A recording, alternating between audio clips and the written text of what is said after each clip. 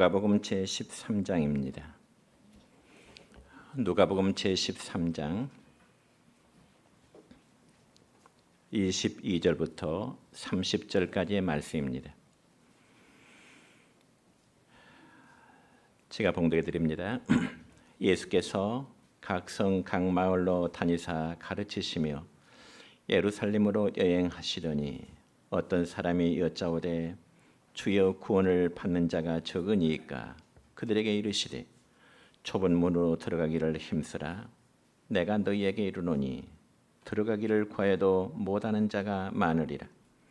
집주인이 일어나 문을 한 번 닫은 후에 너희가 밖에 서서 문을 두드리며 주여 열어주소서 하면 그가 대답하여 이르되 나는 너희가 어디에서 온 자인지 알지 못하노라 하리니 그때 너희가 말하되 우리는 주 앞에서 먹고 마셨으며 주는 또한 우리의 길거리에서 가르치셨나이다 하나 그가 너희에게 말하여 이르되 나는 너희가 어디서 왔는지 알지 못하노라. 행악하는 모든 자들아 나를 떠나가라 하리라. 너희가 아브라함과 이삭과 야곱과 모든 선자는 하나님 나라에 있고 오직 너희는 밖에 쫓겨난 것을 볼 때에 거기서 슬피 울며 이를 갈리라. 사람들이 동서남북으로부터 와서 하나님의 나라 잔치에 참여하리니 보라 나중된 자로서 먼저 될 자도 있고 먼저 된 자로서 나중될 자도 있느니라 하시니라. 아멘. 사랑과 축복의 메시지 나눕니다. 사랑하고 축복합니다. 사랑하고 축복합니다. 예, 감사합니다. 오늘은 신약성경 누가복음 13장 22절부터 30절에 있는 말씀을 중심해서 그리스도인의 믿음의 다짐이라는 제목으로 오늘 말씀을 선포하고자 합니다. 여러분 사람이라면 어느 누구나 각자 자신의 삶을 살아오면서 환경에 따라 다양한 결단, 즉 다짐을 하게 됩니다. 그래서 지나온 자신의 삶을 돌이켜보면서 잘못된 삶의 방향을 바꾼다든지 혹은 미래를 향한 새로운 계획을 세워나가기도 하는 것입니다. 물론 그런 이유는 현재보다는 더 나은 미래의 삶을 위해서 그러할 것입니다. 그렇다면 과연 예수 믿는 우리 성도의 삶은 어떤 다짐으로 믿음의 생활을 살아가야 할 것인가? 첫째로 주님께 인정받는 삶으로 살기를 늘 우리의 마음속에 다짐해야 하는 것입니다. 여러분 우리 성도들이 모든 사람들에게 인정함을 받는다 할지라도 하나님께 인정을 받지 못한다면 그 삶은 실패일 수밖에 없습니다. 그래서 오늘 읽은 말씀 가운데 본문 26절부터 27절까지의 말씀을 보면 이렇습니다. 시작. 우리는 주 앞에서 먹고 마셨으며 주는 또한 우리를 길거리에서 가르치셨나이다 하나 그가 너희에게 말하여 이르되 나는 너희가 어디서 왔는지 알지 못하노라. 행악하는 모든 자들아 나를 떠나가라 하리라. 아멘. 여러분 이 말씀은 많은 사람들이 구원의 문 밖에 서서 자신들과 주님은 전혀 무관하지 않는다는 사실을 내세우고 있습니다. 왜냐하면 그들은 주님과 함께 먹고 마셨고 또한 자신들은 길거리에서 예수님으로부터 가르침을 받았기 때문이라고 이야기합니다. 그럼에도 불구하고 주님은 그들에게 말씀하시기를 나는 너희가 어디서 왔는지 알지 못한다. 그러나 행악하는 모든 자들아 나를 떠나가라 하시면서 냉정한 거절의 말씀을 하십니다.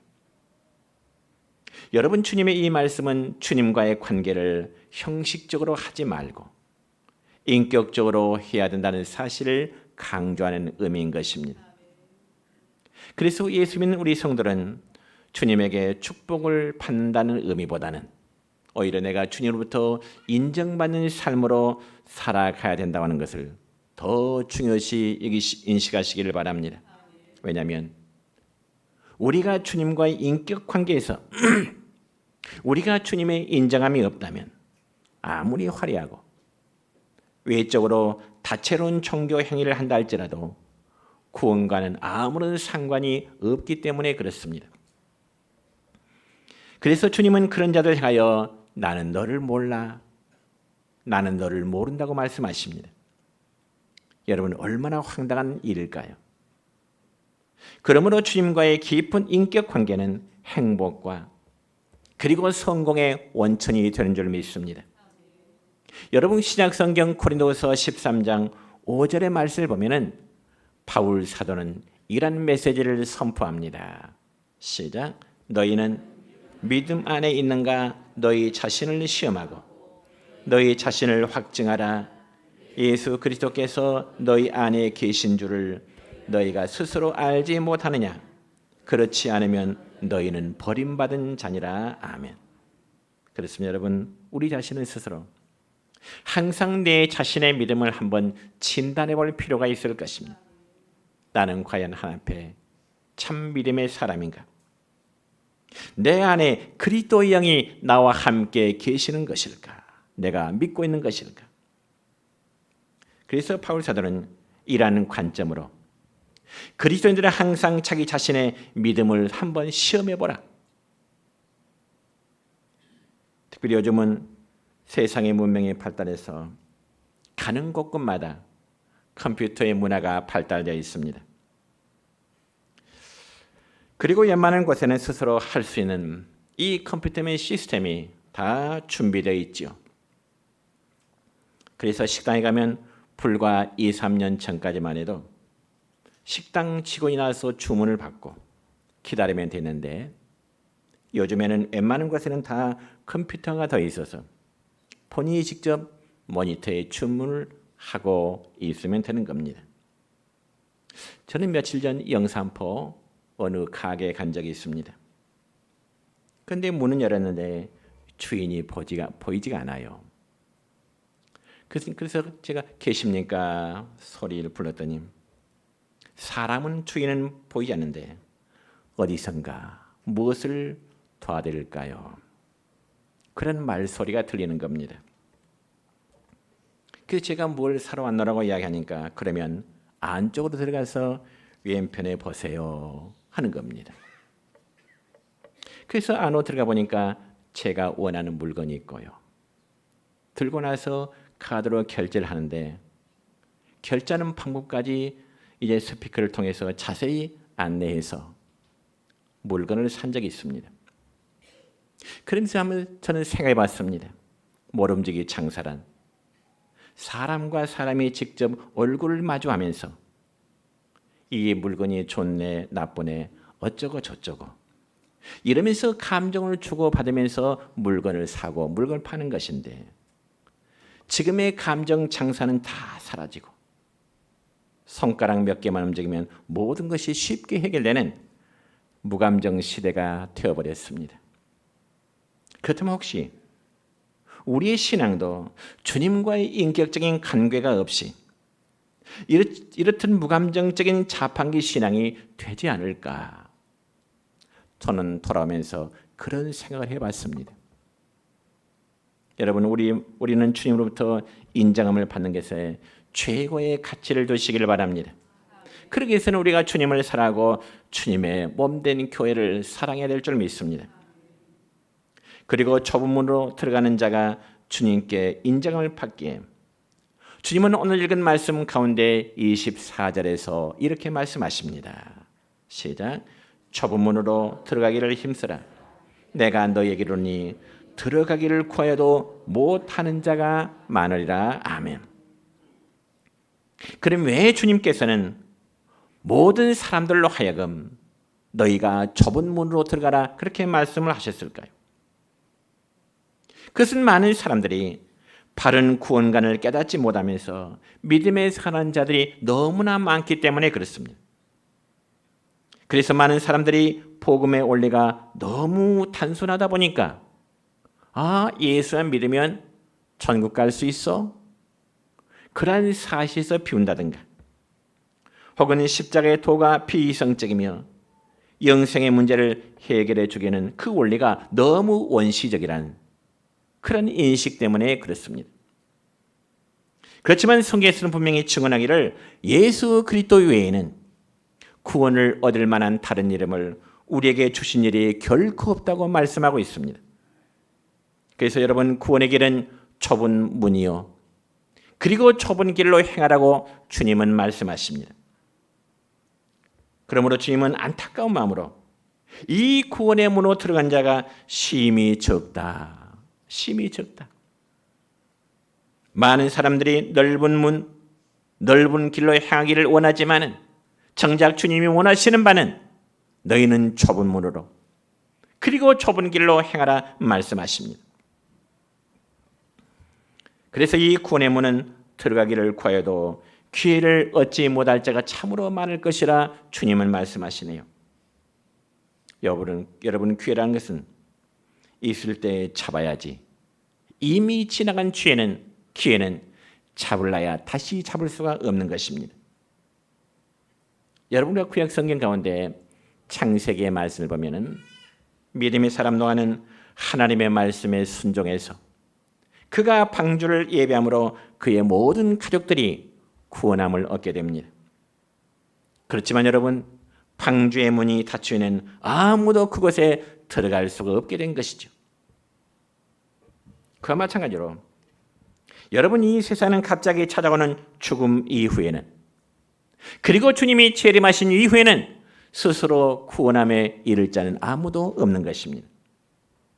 특히 오늘날 많은 성들이 가나안의 축복을 원하면서도 광야 40년의 좁은 문, 그리고 그 협착한 문을 통과하는 것에 대해서는 매우 싫어합니다. 그러나 여러분, 광야가 없으면 하나님이 약속하신 가나안 땅에 갈 수 없고요, 하나님이 약속한 가나안 땅에서의 행복함도 누릴 수 없게 될 것입니다. 여러분, 노 크로스 노 크라운이라는 말이 있는데 십자가 없는 영광은 바로 있을 수가 없다는 것입니다. 여러분은 기쁨과 행복은 그것을 얻기 위해서 반드시 지불하는 수고와 그리고 희생과 고통에 비례하게 되는 것입니다. 어떤 사람이 말하기를 삼권 분립을 이렇게 이야기해요. 삼권 분립은 돈과 명예와 권세 중에 하나만 가지는 것으로 이야기를 하더라고요. 그와 마찬가지로 우리 주님께서 말씀하신 대로 좁은 문으로 들어가는 말은 이것저것 다 가지고 가려고 하는 그러한 세상적인 욕심을 버리라고 하는 그러한 의미가 있는 것입니다. 여러분, 회개란 버릴 것을 버리는 것이 회개입니다.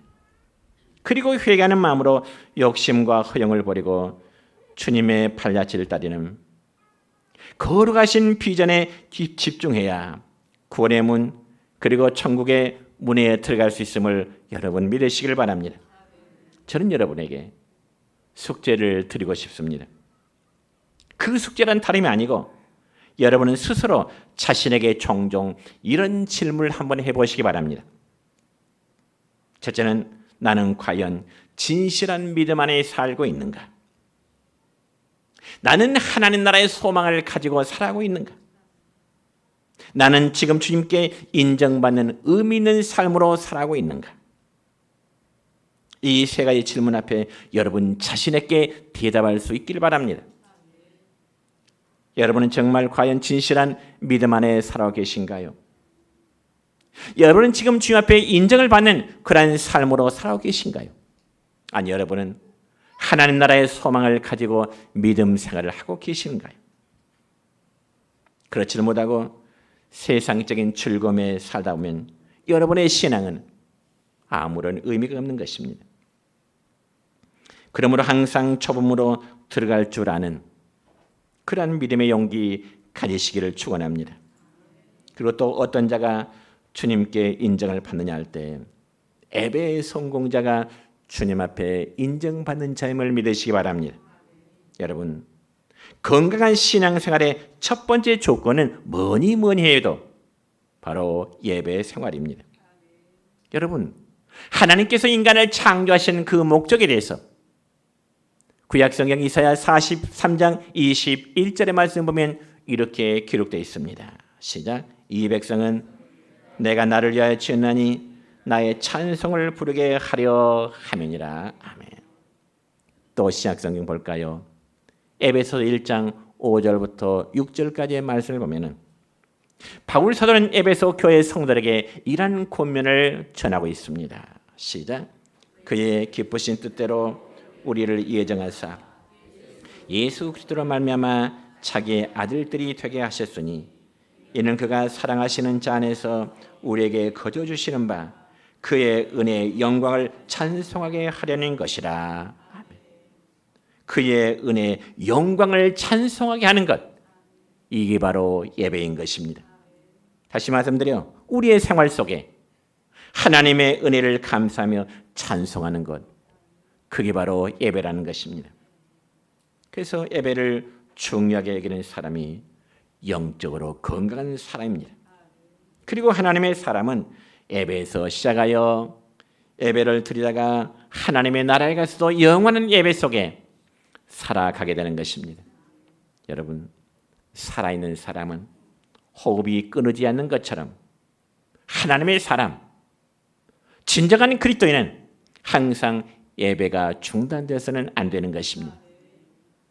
여러분, 예배는 하나님을 경배하고 감사와 찬송의 영광을 하나님께 돌려드리는 행위입니다. 그러면서 하나님과 거룩한 교제를 나누는 일이 예배요, 하나님을 사랑하는 마음의 표현이 바로 예배인 줄 믿습니다. 그래서 예배인 성공자가 하나님 보실 때는 인생의 성공자가 되는 겁니다. 하나님은 신령과 진정으로 예배하는 자를 찾는다고 요한복음 4장에 보면 수가성 우물가에서 물을 기르는 그 여인에게 예수님 말씀하십니다. 그렇다면 여러분도 좁은 문으로 들어가기 힘쓰며 예배를 잘 드는 성도가 되어 주님께 인정받는 그런 성도 되시기를 주의 이름으로 축원합니다.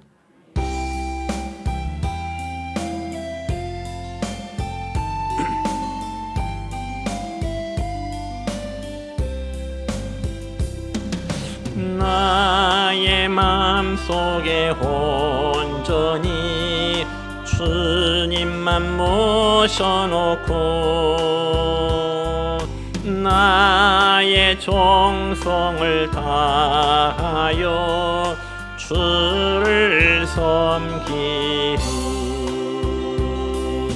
기쁘나 슬프나 오직 한맘 주 위에 한평생 주만 모시고 찬송하며 살리라.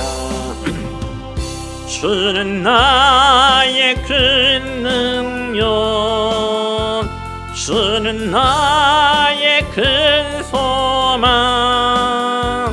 내가 항상 영원히 주님만을 섬기리. 항상 나 함께 계셔서 떠나지 마옵소서. 하늘을 섬기는 내 정성 받으옵소서.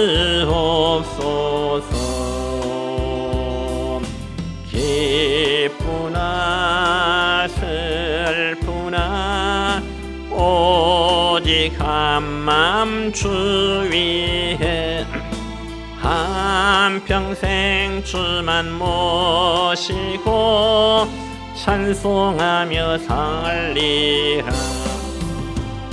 주는 나의 큰 능력, 주는 나의 큰 소망, 내가 항상 영원히 주님만을 섬기리.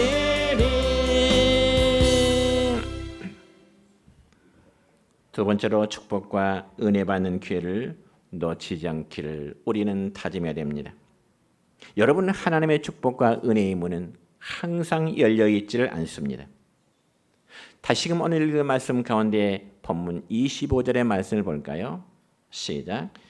집주인이 일어나 문을 한 번 닫은 후에 너희가 밖에 서서 문을 두드리며 주여 열어주소서 하면 저가 대답하여 이르되 나는 너희가 어디서 온 자인지 알지 못하노라. 아멘. 여러분, 이 말씀은 축복과 은혜의 문은 항상 열려있지 않다는 것을 증언합니다. 그래서 일단 구원과 축복의 은총의 문이 닫히면 그때는 아무리 두드려도 소용이 없다는 거죠. 방금 읽은 말씀 가운데 다시금 25절 하반절의 말씀을 보면 너희가 밖에 서서 문을 두드리며 주여 열어주소서 하면 저가 대답해 가로되 나는 너희가 어디서 온지 알지 못하노라. 얼마나 당황스러운 말인가요? 나는 너희가 어디서 온 자인지 알지 못하겠노라. 만약 우리 모두가 장차 주님의 심판대 앞에 서는데 주님이 여러분에게 말씀하실 때 나는 너를 알지 못한다 하신다면 얼마나 황당스러운 일이겠느냐 말이죠. 그러므로 성도는 하나님의 축복과 은혜의 받기를 놓치지 말 것을 성경에서는 말씀하고 있습니다. 여러분 누구에게나 하나님의 축복과 은혜 받을 기회는 몇 번쯤은 오게 되는 겁니다. 그리고 축복과 은혜의 기회는 대개 변화로의 초청으로 오게 됩니다. 무슨 말인가 하니 우리가 변화를 두려워하지 말고 주님께서 미워하시는 죄에 대해서는 우리들의 잘못된 습관에 대해서는 과감히 버려야 그런 변화가 있을 때 주님은 저와 여러분의 모습을 보시고 기뻐하신다는 말씀입니다. 왜냐하면 변함없는 승리는 이루어지지 않기 때문에 그래요. 여러분 신약 성경 가운데 마지막인 요한계시록 2장부터 3장까지의 말씀 보면은 주님께서는 소아시아 7교회의 잘못된 점들을 지적하면서 세 가지 행위를 강조합니다. 첫째는 회개하라, 두 번째는 회복하라, 세 번째는 취하라. 그러면서 이기는 자들에게 내가 복을 약속하십니다. 특별히 요즘 우리 한국교회 이기는 변화하라는 하나님의 음성을 외면하고 무조건 축복과 은혜만을 구하는 데 있습니다. 인생의 위기도 변화하라는 그 하나님의 음성을 외면할 때 찾아오기 쉽습니다. 그러면서 사람들이 왜 변화를 두려워할까요? 왜 내 삶에, 왜 여러분의 삶의 변화를 두렵게 생각하신가요? 변화되면 안정이 훼손된다고 하는 그런 생각 때문일 것입니다. 그러나 오히려 선한 변화는 안정을 찾는 길이요 주님이 받고자 하시는, 주님이 바라시는 마음인 것입니다. 그래서 여러분은 신약성경 가운데 로마서 12장 2절의 말씀을 볼까요? 이렇습니다. 시작. 너희는 이 세대를 본받지 말고 오직 마음을 새롭게 함으로 변화를 받아 하나님의 선하시고 기뻐하시고 온전하신 뜻이 무엇인지 분별하도록 하라. 아멘. 이처럼 하나님은 우리들의 삶의 선한 변화를 기대하고 계시는 것입니다. 그래서 구약성에 보면은 하나님께서 백성들을 시험하셨다는 그러한 사건들이 많이 나옵니다. 하나님이 이스라엘 백성들을 시험하셨다. 그러면 과연 어떤 시험했을까요? 그것은 바로 말씀에 대한 순종의 여부요, 하나님을 진짜로 섬기는 것에 대한 신뢰의 여부요, 겸손함의 여부요, 선한 마음의 여부를 하나님은 시험하시게 된 것입니다. 물론 이러한 시험을 하신 이유는 그들에게 복을 주시고자 함 때문입니다. 그 백성들에게 은혜와 축복을 주시기 위해서 때로는 그 백성들을 향한 시험을 하시기도 한다는 말입니다. 여러분 신약성경 가운데 마태복음 6장 20절의 말씀을 보면 이렇습니다. 시작. 오직 너희를 위하여 한 보물을 하늘에 쌓아두라. 거기는 좀이나 동록이 해하지 못하며 도둑이 구멍을 뚫지도 못하고 도둑질도 못하느니라. 아멘. 여러분 예수님이 이 말씀하신 걸 보면은 보물이 있는 곳에 마음이 있고 마음이 있는 곳에 보물이 있다는 말씀입니다. 그래서 특별히 우리가 하나 앞에 드리는 11조는 하나님이 특별히 눈여겨보시는 헌금입니다. 눈여겨보신다고 할 때 이것은 드리나 안 드리나 보시려 하는 것이 아니라 축복을 쌓을 것이 없도록 주시려고 점검하시는 가장 기본적인 헌금의 원리인 것입니다. 그래서 구약성경 또 볼까요? 말라기서 3장 10절부터 12절입니다. 시작. 만군의 여호와가 이르노라 너희의 온전한 11조를 창고에 들여 나의 집에 양식이 있게 하고 그것으로 나를 시험하여 내가 하늘 문을 열고 너희에게 복을 쌓을 것이 없도록 붙지 아니하나 보라. 만군의 여호와가 이르노라 내가 너희를 위하여 메뚜기를 금하여 너희 토지 소산을 없애지 못하게 하며 너희 밭에 포도나무 열매가 기한 전에 떨어지지 않게 하리니 너희 땅이 아름다워지므로 모든 이방인들이 너희를 복되다 하리라. 만군의 여호와의 말이니라. 아멘. 여러분 이 말씀 중에 하늘 문을 열고 복을 쌓을 것이 없도록 붙는다. 이 말씀에 여러분 주목해 보시기 바랍니다. 여러분 11조의 명령은 돈 이야기가 아니라 축복의 약속임을 믿으시길 바랍니다. 11조를 하나님께 드린 이 말씀은 이런 하나님의 명령은 축복의 약속이라는 것입니다. 그래서 하나 앞에 드리는 11조는 마치 축복의 씨앗 같음을 믿으시기 바랍니다. 그러니 하나님의 사람은 하나님이 주신 물질로 하나님께 영광을 돌려야 되는 것입니다. 여러분 1851년 11월 미국 메릴랜드 주에 사는 한 농부는 미국 채무성에 아주 의미 있는 청원서를 하나 보냈습니다. 그 청원서는 다름이 아니라 미국이 만들어낸 모든 화폐에 우리는 하나님을 믿는다라는 말을 넣어달라는 청원서였습니다. 그로부터 13년 후인 1864년 미국 의회에서는 정식으로 이를 결정하고 오늘까지 모든 미국 화폐 달러에는 In God we trust, 즉 우리는 하나님을 믿습니다라는 말이 새겨지게 된 것입니다. 그러니까 미국 달러는 단순한 미국만의 돈이 아닙니다. 그것은 전 세계가 사용하는 돈이죠. 그 원인은 물론 미국의 국력 때문일 것입니다. 그러나 그보다 더 깊은 원인을 찾는다면 In God we trust라는 이 말은 본인들이 알든 모르든 본인들이 알고 쓰든 모르고 쓰든 전 세계 모든 사람들은 우리는 하나님을 믿는다는 달러의 전도지를 주고받으면서 사용하고 있는 것입니다. 얼마나 놀라운 일인가요? 달러는 미국의 화폐면서도 또한 세계인들에게 전달되는 전도지라는 말이에요. 왜요? 다시 한번 강조하면 In God we trust, 우리는 하나님을 믿습니다라는 말이 돈 속에 적혀져 있다니까요. 이러한 사실은 결코 우연으로 틀릴 수가 없습니다. 그러므로 하나님을 경외하는 개인과 가정과 국가가 번영하고 복받는 사실을 여러분 믿으시길 바랍니다. 그리고 하나님을 높이고 경외하면서 기도야 응답하는 사실 역시 믿으시길 바랍니다. 세 번째로 최후로 우리는 믿음의 승리자가 되기를 다짐해야 할 것입니다. 오늘 읽은 말씀 가운데 28절과 29절의 말씀 보면 이렇습니다. 시작. 너희가 아브라함과 이삭과 야곱과 모든 선자는 하나님 나라에 있고 오직 너희는 밖에 쫓겨난 것을 볼 때 거기서 슬피 울며 이를 갈리라. 사람들이 동서남북으로부터 와서 하나님의 나라 잔치에 참여하리니. 아멘.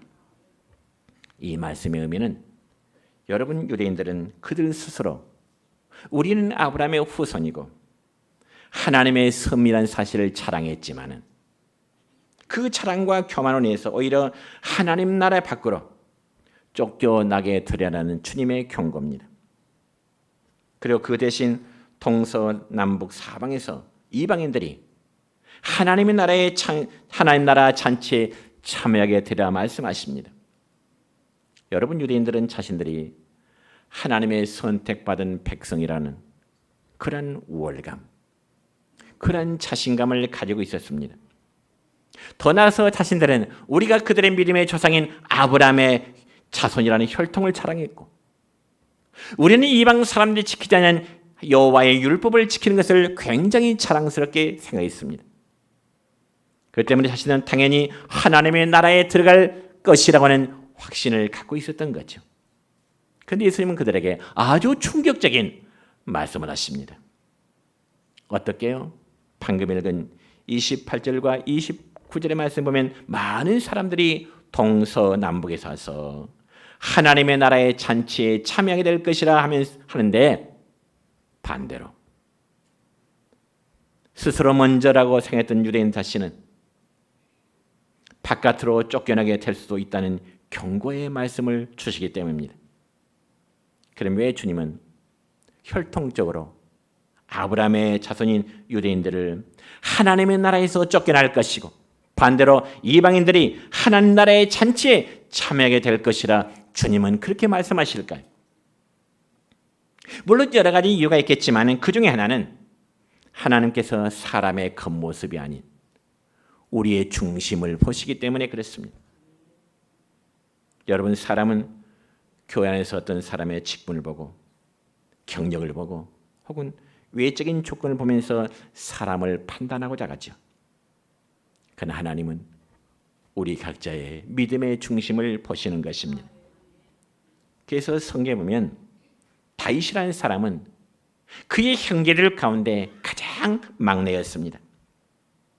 그러나 하나님은 외적으로 잘나고 똑똑한 자기 형들보다는 다윗을 들어서 이스라엘의 왕으로 삼고자 하시는 것입니다.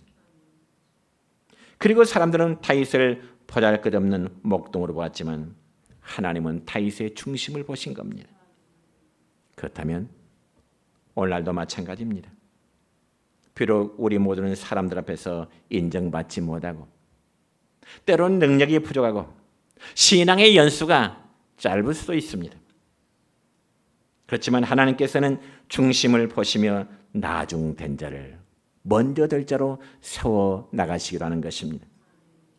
여러분 읽은 말씀 가운데 30절의 말씀을 볼까요? 주님은 이렇게 말씀하시네요. 시작. 보라, 나중된 자라서 먼저 될 자도 있고 먼저 된 자라서 나중될 자도 있느니라. 아멘. 그렇습니다.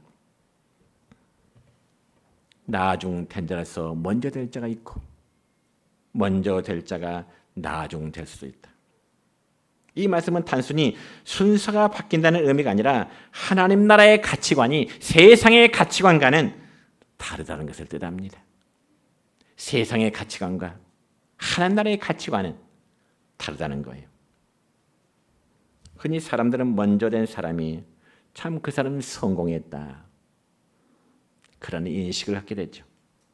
높은 자리 혹은 많은 경제력, 좋은 배경 혹은 오랫동안 신앙생활한 사람이 앞선 사람이라고 일반적으로 그렇게 이해를 합니다.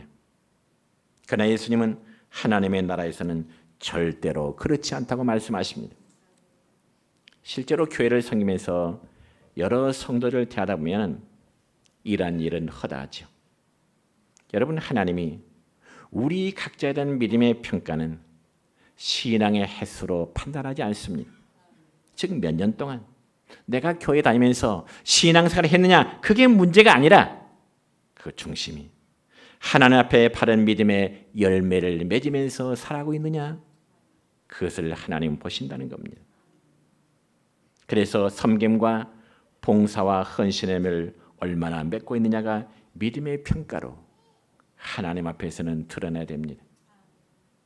그래서 신앙의 횟수는 오래되었지만 믿음의 변화와 섬김과 봉사와 헌신의 열매가 없는 분과 비록 신앙의 연전은 짧지만 삶의 변화와 섬김과 봉사와 헌신의 열매가 있다면 하나님의 평가는 어떤 자를 먼저 된 자로 평가하실까요?